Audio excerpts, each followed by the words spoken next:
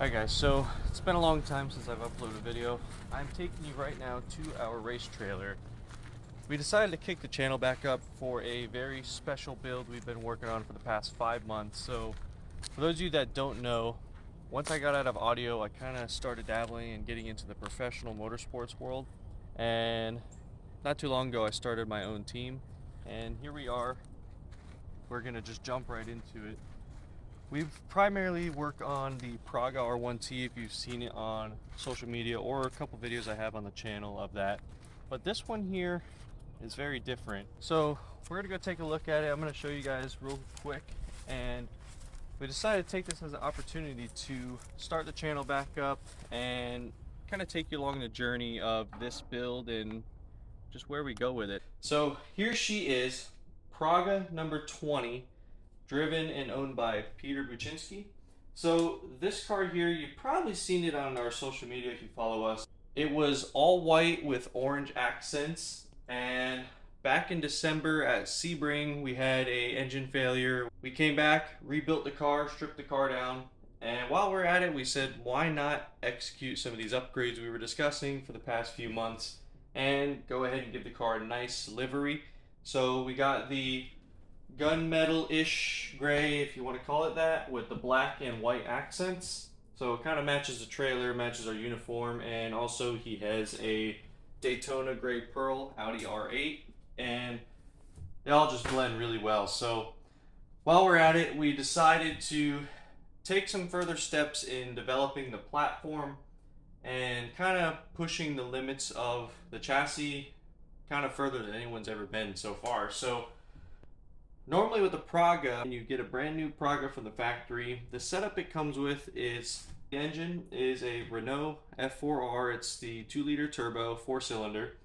And it's the same engine they use from Formula Renault and F3. They use it in all sorts of NA applications. And this engine comes in the Clio and Megane. But it's paired with a Hewlin JFR 200 6-speed sequential with paddles, and it's all air pneumatic. And this car here in particular, we decided we were going to install a bigger turbocharger, big fuel system, go with E85, and we also have an air-to-water intercooler. So a lot of first things here we're working on and really kind of exploring now new limits of the car. So typically the car comes with a Garrett G25 550. It comes with the small turbine housing. I think it's a 0.63. This year we decided to go with the Pulsar. We partnered up with PSR and we are now a dealer for them. So you can check them out on our website, aaautosport.com.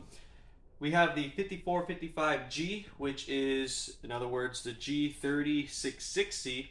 And we're running the 0.83 turbine housing. So total different setup. We also decided to do a atmospheric wastegate dump. So if we come to the back of the car, we got to climb over real quick. So back at the car here, you can see we have the dual pipes coming out. Bottom is 3-inch for the turbo, top is 1 3/4 for our 44mm wastegate. So the original setup on this car, and we've always ran for years, so we have a ram horn turbo manifold coming off with a wastegate. And we've always ran a recirc, about 8-10 inches downstream is where it would recirc. And with that small turbo, small turbine housing, recirc wastegate, it was just kind of an inefficient setup. And, playing with the Hondas for so long and, really experimenting with that, being a 2-liter engine, I feel like we were kind of restricting it and choking a little bit. Also doing a little more research on this particular engine and what people are doing over in Europe, we decided to kind of take some steps to kind of push forward and see what more we can extract out of this engine. So before this, when you get a Praga, the factory has them at 385 brake horsepower is usually the highest level. They can go a little bit higher, but not much more than that. So here in America, we go by wheel horsepower. So that's approximately 350 wheel, roughly, depending on what kind of dyno. We were building the engines, and currently our dyno record was 380 wheel on a Mustang dyno. So do a little math, that's about 420-ish on a dyno jet, which is kind of our baseline. So 420 on a dyno jet that was with big camshafts, more boost, different head than the factory would come with. So we were already pushing pretty hard past what we know the car was capable of, and that proved to be a really, really fast setup, and already was kind of pulling away from all the other Pragas. So with that being said, I got the guys into, I know it's kind of a drag race thing, but I have Draggy, and I got the guys all competing in 60 to 130 runs, and it's kind of funny actually for us to be even playing around with that, but I got everyone kind of competitive on 60 to 130s, and that high horsepower Praga did a 699 60 to 130 with my Draggy back in Palm Beach. And yesterday we were at the Motor Enclave doing a shakedown.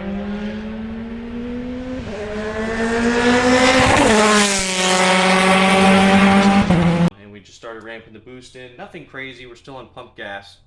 And we just did a 662 60 to 130. Pump gas, 18 pounds of boost. Conservative timing, barely really pushing the car yet, and we haven't even got on E85, so we're just getting started, and that right there is telling me that we are already well into the 420 plus range at the tires. So the reason why the car is in the trailer right now, we have not went on E85 yet. So tomorrow we are hitting the dynamometer to get this baby on the dyno with E85, get our timing map set, and start ramping in some high boost and see what it does. So I would really, really like to see, and I kind of sized everything for 500 wheel. That's not too out of range for what the car's already doing. So I think we should be able to get that and then hit the Motor Enclave again and see what this thing will do in another 60 to 130 run.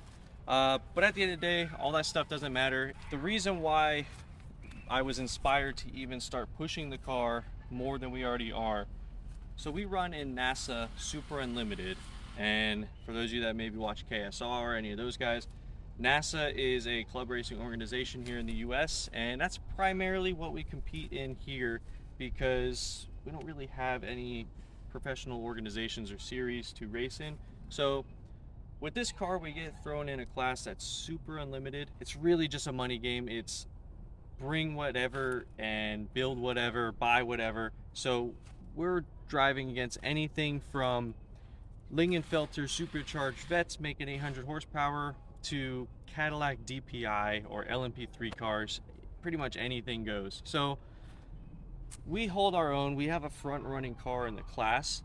But when we come to longer tracks like Daytona, Sebring, VIR, anything with long straightaways, we just sometimes get totally outgunned. So this build here is kind of oriented towards being more competitive and having a lot of headroom in that class. So, you know, figure bring you guys along the journey here, since we're doing some pretty incredible things with the platform, and just see where this goes. Over in the shop here, we have a couple other projects going on that are just beginning and coming underway. So maybe I'll bring you guys along with that one. It's both the Integras that you guys have seen on this channel, and kind of have something special going. So getting rid of one, keeping one, you know, that's all I'm going to leave it at. So we'll get to that in the next video. We're going to get the Praga finished first. So I'll catch you guys at the dyno tomorrow.